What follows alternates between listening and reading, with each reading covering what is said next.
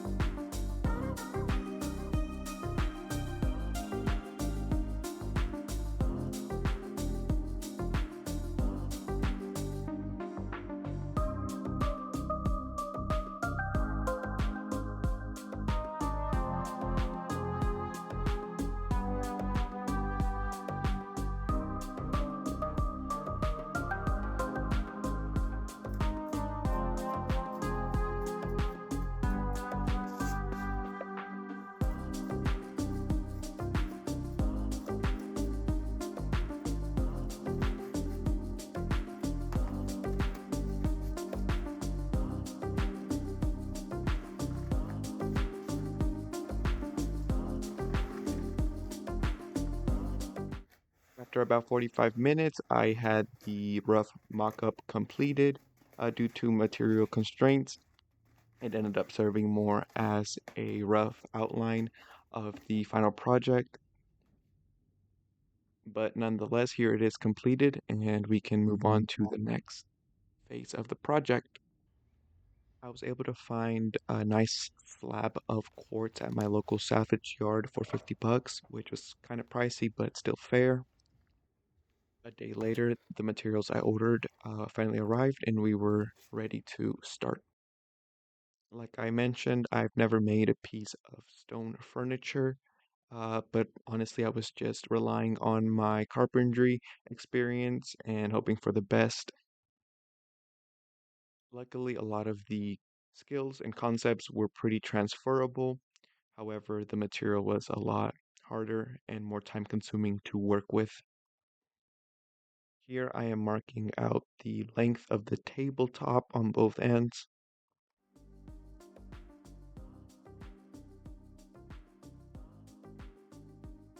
Use my handy dandy chalk line to get a perfectly straight line alongside the cut. Remember, you only get a chance to cut once, so this step is critical. Measure twice and cut once applies to stone as well, I suppose. Checking that your line is equidistant at both ends ensures that your line is true. I completely forgot to film this part, however, I was able to find two slabs of broken travertine from a guy off of Facebook Marketplace for 20 bucks. So shout out to this guy.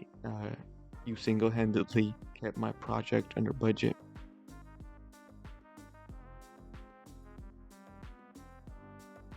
Here we are repeating the same exact process just for the table legs.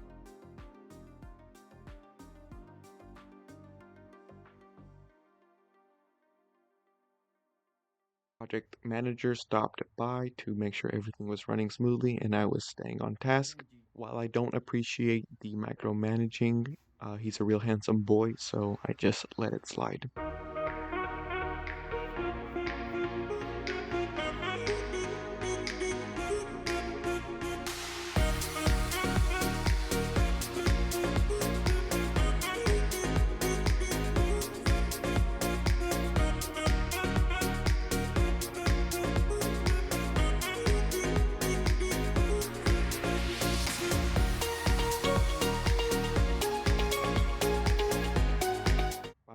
was time for the first cut. I made a notch along the marked line to serve as a guide.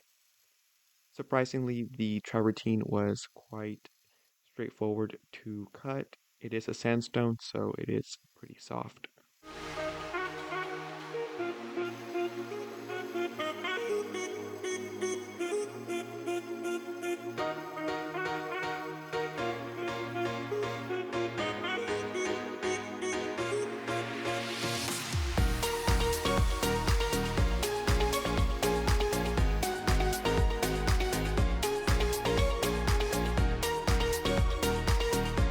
That is one cut down, two to go.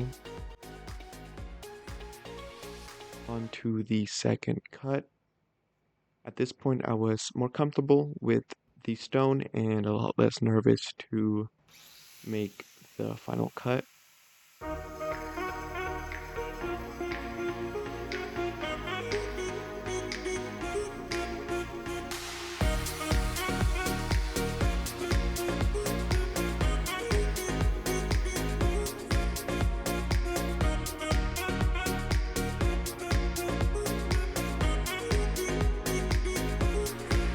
And here, this might have been the crux of the entire project. The slab of granite was pretty dense and difficult to cut, very time consuming. This was also when I ran into my first design challenge. I realized I did not have the experience nor the tools to achieve my initial mock-up. The issue came when I realized how impractical it was going to be to try to achieve the design on the legs due to the angle. So I adjusted the design to make it more practical. A better designer than me would have probably had a much better mock-up with real dimensions down to the 16th of an inch. However, I don't really have any formal training in design and I'm operating on instinct and my creative process is simply pretty hectic, so I don't mind making adjustments and design changes along the way.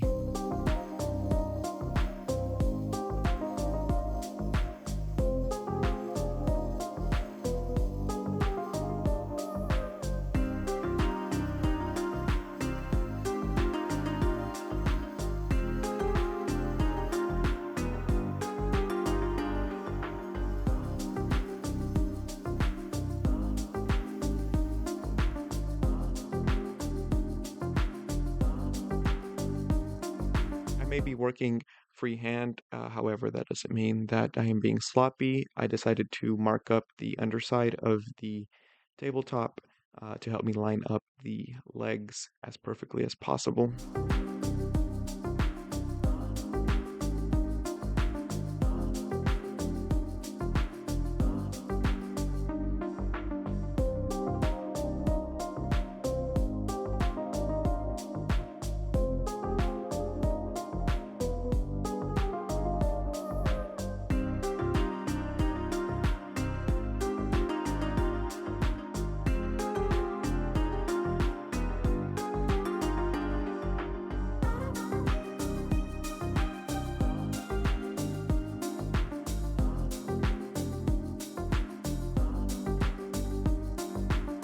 Here I'm scoring the travertine so that the glue has a raw surface to adhere to.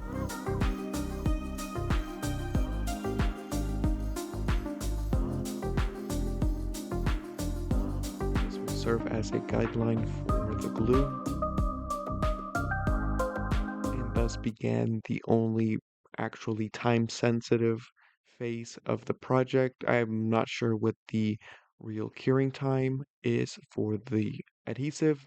However, you definitely want to get all the pieces set and clamped down as soon as possible. Based on my brief research, this sort of construction glue, especially in ideal conditions away from moisture, can last up to 10, 20 years. That's okay, but the glue is definitely the bottleneck here since the stone can last hundreds, potentially thousands of years in this form. So eventually, I'd like to find a way to make this stuff without it and prolong the longevity.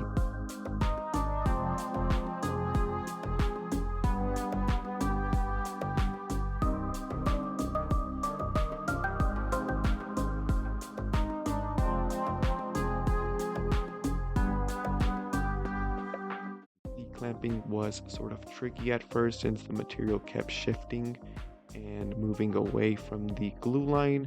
However, some trial and error seemed to get the job done. After some adjustments, I was pretty happy with the results, and I used a square to serve as something of a counterforce to the clamps and hopefully keep the travertine from shifting while it cured. Jump forward a bit, and I couldn't be happier with the results. Same exact process repeated on the other side of the base. However, this side is going to be significantly longer or wider than the other side, which gives this nightstand a really cool feature that I can't wait to show you at the end. Found that the clamps also exerted a slight pulling force, so opposing the clamps helped counteract that and even out the material for maximum squareness.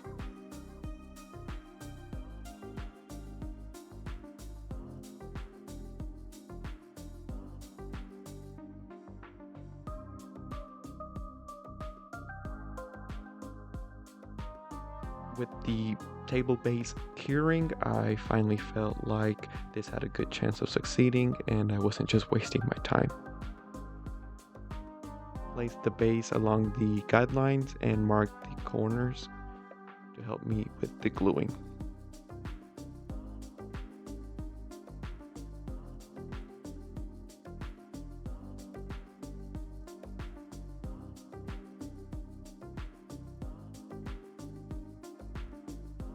Base alone had to weigh around 50 to 60 pounds minimum, and it was very awkward to handle, so this was a pretty awkward step. But after some slight adjustments, I was happy with the placement and I started clamping everything down.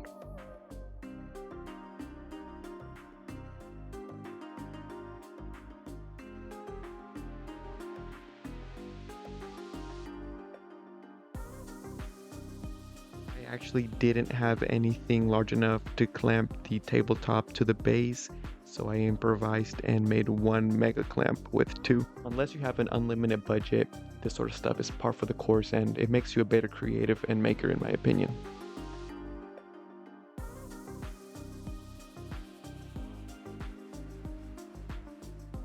At this point, it was looking pretty flat, so I started to experiment with some offcuts to add detail and depth. I let it cure overnight and came back in the morning, hoping that the last 3 days of work were not a waste of time.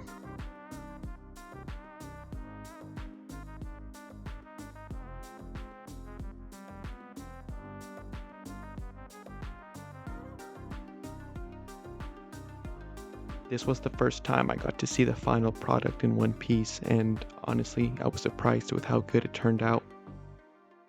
And here it is finally in my space. I could not be any happier with the results. It's so elegant and timeless. I honestly think it will look this good a decade from now. As for that happy accident that I mentioned earlier, because I had to make one of the sides shorter than the other, that inadvertently created an access point to any unsightly cables that you want to hide behind the nightstand. And with that, I'm signing off because I need a nap.